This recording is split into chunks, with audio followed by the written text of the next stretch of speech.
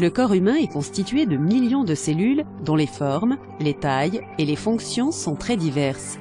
Dans un tissu sain, de nouvelles cellules sont créées au cours d'un processus de division cellulaire appelé mitose. Lorsque la cellule est trop vieille, elle s'autodétruit et meurt au cours d'un processus appelé apoptose. Un équilibre fragile existe donc entre le nombre de nouvelles cellules créées et le nombre de cellules qui disparaissent chaque jour.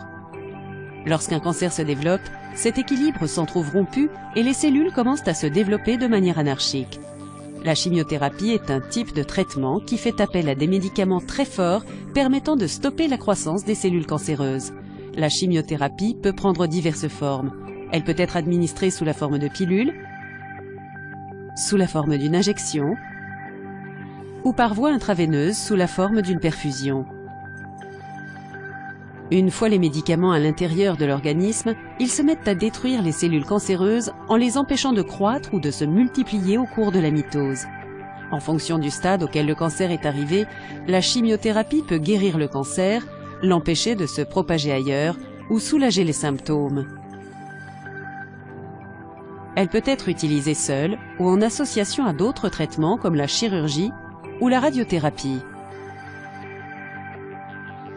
La chimiothérapie va malheureusement toucher également les cellules saines et en particulier les cellules qui se divisent rapidement. Parmi elles, les cellules des cheveux, du sang, de la moelle osseuse et des organes reproducteurs. C'est l'altération des cellules saines qui est à l'origine des effets secondaires. C'est pourquoi les effets secondaires de la chimio sont la perte des cheveux, les nausées, les vomissements, la fatigue ou une baisse du système immunitaire et une anémie.